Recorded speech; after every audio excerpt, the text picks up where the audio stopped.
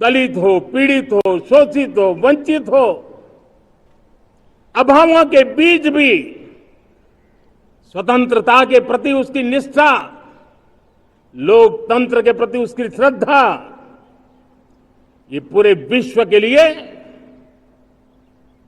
एक प्रेरक घटना है। मैं आज ऐसे सभी को आदरपूर्वक नमन करता हूं। प्यारे देशवासियों, इस वर्ष और पिछले कुछ वर्षों से प्राकृतिक आपदा के कारण हम सबकी चिंता बढ़ती चली जा रही है। प्राकृतिक आपदा में अनेक लोगों ने अपने परिवारजन खोए हैं, संपत्ति खोई है, राष्ट्र ने भी पारावार नुकसान भोगा है। मैं आज उन सब के प्रति अपनी संवेदना व्यक्त करता हूं और मैं उन्हें विश्वास दिलाता हूं कि यह देश इस संकट की घड़ी में उन सब के साथ खड़ा है। मेरे प्यारे देशवासियों, हम जरा आजादी के पहले के वो दिन याद करें। सैकड़ों साल की गुलामी, हर कालखंड संघर्ष का रहा। युवा हो, बुजुर्ग हो, किसान हो, महिला हो, आदिवासी हो, उन्होंने गुलामी के खिलाफ जंग लड़ते रहे, अविरत जंग लड़ते रहे। इतिहास गवाह है कि 1857 के स्वातंत्र संग्राम जिसको हम याद करते हैं, उसके पूर्व भी हमारे देश के कई आदिवासी क्षेत्र थे जहां आजादी का जंग लड़ा जाता था। साथियों,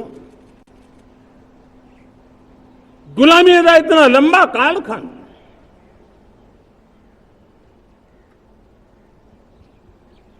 जुल्मी शासक, अपरंपार यातनाएं, सामान्य से सामान्य मानवीयों का विश्वास तोड़ने की हर तरकीब है। उसके बावजूद भी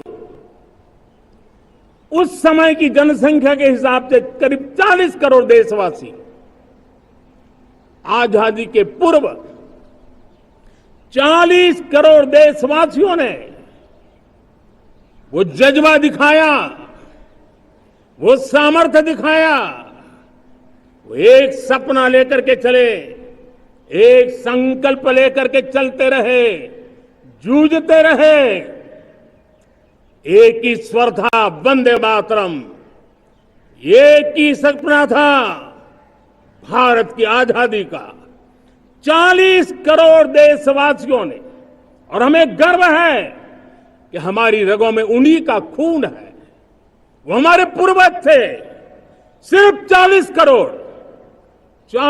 करोड़ लोगों ने दुनिया की महासत्ता को उखाड़ करके फेंक दिया था, गुलामी की जंजीरों को तोड़ दिया था। अगर हमारे पूर्वज, जिनका खून हमारी रगों में है, आज हम तो 140 करोड़ है। अगर 40 करोड़ गुलामी की बेड़ियों को तोड़ सकते हैं, अगर 40 करोड़ आजादी के सपने को पूर्ण कर सकते हैं, आजादी लेकर के रह सकते हैं, तो 140 करोड़ देश के मेरे नागरिक, 140 करोड़ मेरे परिवारजन अगर संकल्प लेकर के चल पड़ते हैं, एक दिशा निर्धारित करके चल पड़ते हैं, कदम से कदम मिलाकर, कंधे से कंधा मिलाकर अगर चल पड़ते हैं तो चुनौतियां कितनी भी क्यों ना हो, अभाव की मात्रा कितनी ही तीव्र क्यों ना हो, संसाधनों के लिए जूझने की नौबत हो तो भी हर चुनौती को पार करते हुए हम समृद्ध भारत बना सकते हैं। हम 2047 विकसित भारत का लक्ष्य प्राप्त कर सकते हैं। अगर 40 करोड़ देशवासी अपने पुरुषार्थ से, अपने समर्पण से, अपने त्याग से, अपने बलिदान से आजादी दे सकते हैं, आजाद भारत बना सकते हैं, तो 140 करोड़ देशवासी उसी भाव से समृद्ध भारत भी बना सकते हैं। साथियों, वो एक समय था जब लोग देश के लिए मरने के लिए प्रतिबद्ध थे और आजादी मिली थी। आज ये समय है देश के लिए जीने की प्रतिबद्धता का। अगर देश के लिए मरने की प्रतिबद्धता आजादी दिला सकती है तो देश के लिए जीने की प्रतिबद्धता समृद्ध भारत भी बना सकती है।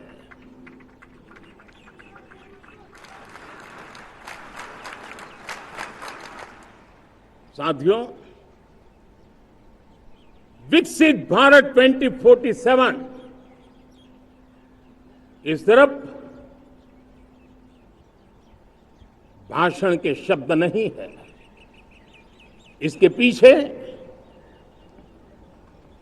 कठोर परिश्रम चल रहा है। देश के कोटि कोटि जनों के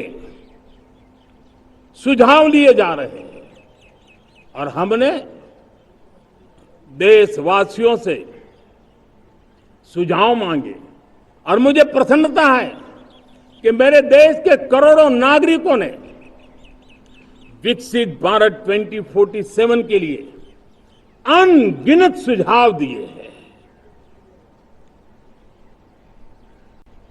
हर देशवासी का सपना उसमें प्रतिबिंबित हो रहा है, हर देशवासी का संकल्प उसमें झलकता है।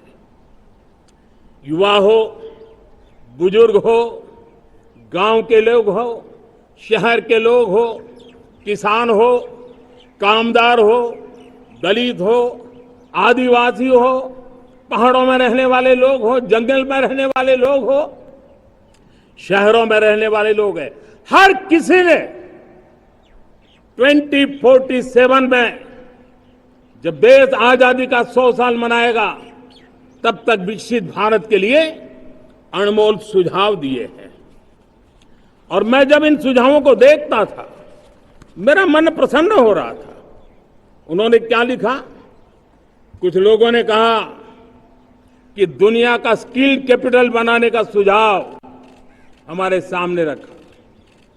2047 विकसित भारत के लिए कुछ लोगों ने भारत को मैन्युफैक्चरिंग का ग्लोबल हब बनाने के लिए सुझाव दिया।